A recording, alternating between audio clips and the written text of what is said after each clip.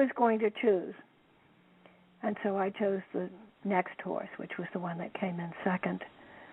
The people behind us were leaning over to see what this child was picking because I was just on a roll that day, and I could not fail. But I didn't have any idea what I was doing. But I did also know I wasn't supposed to bet, or we weren't supposed to bet, because if we tried to make money on it, the gift would go away. Does that make sense? Do you know what I'm saying? Yes, it does. Absolutely. If you give it away, it will come back many times over. And if you're trying to use it in wrong ways, it will slip away from you.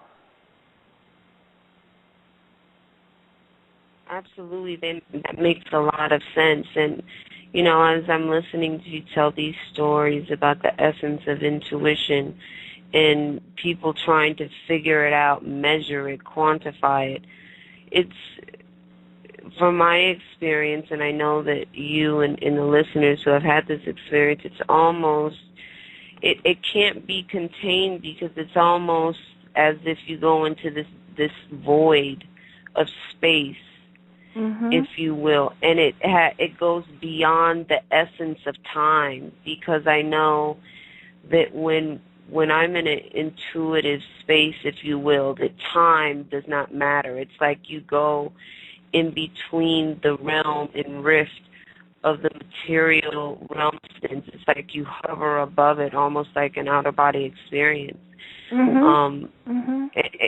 It's quite fascinating, this subject of intuition, as you stated. Now, are you psychic, dear? Yes, ma'am. Yes. Yes, good. I'm so glad that you can admit it. And I think that there are many women who don't dare admit it. But again, I think that we're all supposed to be psychic. The word psychic comes from the Greek word meaning soul. So if you have a soul, of course you're psychic. But the soul, the essence of the soul is love. And so there we are, back to this spiritual quantification of what psychic and paranormal and telepathy and intuition is about. It is about the spiritual part of us. And since we are formed of spirit and will be spirit after we have passed over, since we once were not and someday will not be again except in spirit, that's what we're really talking about, that and consciousness. I do have a section in the book about brain waves, and I really liked that segment of brain waves too, and how we're supposed to be using all four brain waves simultaneously, and that too can be taught. Yes, I just come across a wonderful quote by Mozart on imagination and creativity. Can I read you this quote? Absolutely. Mozart said. He wrote, Absolutely. "When I am, as it were, completely in myself, entirely alone, and of good cheer, say traveling in a carriage or walking after a good meal, or during the night when I cannot sleep, it is on such occasions that my ideas flow best and most abundantly. Whence and how they come, I know not, nor can I force them, nor do I hear in my imagination the parts successively, but I hear them, as it were, all at once. What a delight this is, I cannot tell." I just want to add one thing. When I am completely in myself, entirely alone, he writes, and of good cheer. He has to be in a good mood. If he's in a vile, vengeful, angry, crippling mood, intuition does not come. The other thing I wanted to say was that many intuitions come in dreams, because in dreams, for those few moments when we're asleep, the conscious mind, which is the reasoning mind, departs. We don't know where it goes when we're asleep, but it's not there. And the unconscious or subconscious mind has full play. And as you know, it plays in pictures because the unconscious mind has no words and it has no numbers. So most dreams are in pictures. They'll be in the addition of words sometimes in the dream. But often a dream that is really prescient and telling us something, that dream is an intuitive dream, and they must always pay attention to them. Always. Well, then, since you said that, Sophie, it seems that we can use our imagination, if you will, to access the doorway to our intuitive self. And what I mean is through creative visualization, because creativity is a doorway to our intuitive self through artists, dancers, as you stated previously. So can one use their imagination or skills to enhance their intuitive self? I would actually put it differently. I think that intuition is the doorway to creativity. Indeed. But yes, you can use your imagination, and many artists do. And since you can't come all the time, you can't just wait for it. Oh, I'm going to write something when I get an intuitive moment.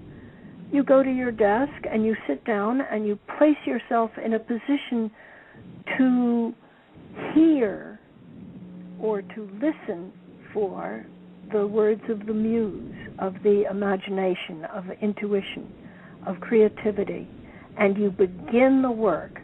And maybe it's absolutely no good, but because you have begun the work, because your heart is asking for help, it suddenly comes flowing out of you. From whence and where I know not, says Mozart, and that's exactly right. We don't know where it's come. All of a sudden you're picked up and carried on this wind of creativity and then dropped. Maybe it took an hour, maybe it took 5 hours, maybe it took 10 minutes.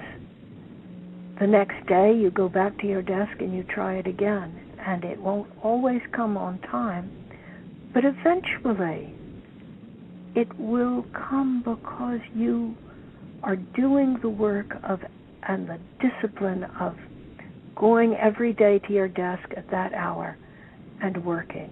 As the painter goes to his studio and paints, as the dancer goes to the studio and puts on music and dances, there's a considerable amount of discipline that is involved. And the discipline is intellectual reasoning, and the unconscious mind will come forward and help out. I think the reason why I ask that question is because sometimes I get emails from my listeners and they say to me, it's hard for me to use my imaginative mind. Some individuals are not as naturally creative, if you will, and it's hard for them to be able to visualize and to do certain things. Mm-hmm. Mm-hmm. And they always ask me, are there any exercises, if you will, that I can do that can actually expand my creative mind or make it better, if you will, so that I can walk in through the other door, as you just stated that with your example of Mozart and artists, because I think it's natural for them and it's much easier. But believe it or not, there are some people out there who it's very hard for them to visualize. It's very hard for them to... There are several things involved. Actually, I teach a creativity class, too. But what I've discovered is everybody is creative. The first thing is getting rid of that inner voice that tells you that you can't do it. Some people, unfortunately, were brought up by parents who crushed them. It wasn't good enough. Oh, yes, here you are. You're 7 years old and you're singing and you're off key. That was terrible, says your mother. Well, you know you'll never sing again. And you're only 7 years old. There's no reason to crush someone's creative spirit that way. Of course it's not good yet. The practice is what makes it good. Practice, practice, practice, practice. And then you get progress. You don't get perfection, you get progress. Anyway, what I mean was the first, there are several things in the creativity classes. One is to shut up, even temporarily, the inner voice that says you're not good enough and you can't do it. And then to open yourself to the playful, creative voice that says, let's have fun, let's make a mess, let's play. Children are very creative because they know about playing. And all creativity is about play. It's about making mistakes. So the first thing I tell to my students, and you probably do this too, is do the worst picture you can imagine. Now we're going to play, and I want you to write something absolutely dreadful. Or we're going to do a theater improv, and I want you to do it really badly. How many mistakes can you make? Give yourself leeway to not be any good and enjoy it. And the more you can play, the more imagination you will have, because you have overcome the inner judge that is saying you have to be perfect. This is no good. You're not good enough. You'll never be good enough. You'll never make it. No one will want to see what you have to say. You know, those are the killing ones. There is a place for the editor, but it's later. It's after you have written something or composed something, and then you need the judge to come in and examine it, but with a generous heart, and say, it can be done better. I think you went too far over here, and you need to come back to center. And I think over here you were not exaggerated enough, and you need to spread your wings a little. So that there is a place for this inner editor, but not in the beginning when you're just starting. Then you send him away and say, I hear you, I know you're on my side, but right now I'm using my creator, my inner creator, and in a moment I'll call on you to come and tell me how bad it is, but not right now. And he will very happily go and sit down once you've spoken to him. This is, do you teach creativity? How do you do it? I'd like to know how you do it. I don't know. I'm listening to the teacher. I'm just, no, I don't teach anything. I'm just a conduit for the beautiful minds such as yourself. But when I'm speaking to myself, there are a lot of barriers that I've had to break down as far as being good enough, being so I'm making speaking to you know what I'm talking about. Yes, I do. You're speaking to me. You're speaking to my inner self, and letting those barriers down and things of this nature. Take the dare to be playful. Take the dare to make mistakes. What does it matter? Who cares? Be messy. Play in the mud. Indeed. It's just quite wondrous. We've been talking a lot about energy. There is a segment in my book on intuition, in the art of intuition, about auras and energy fields.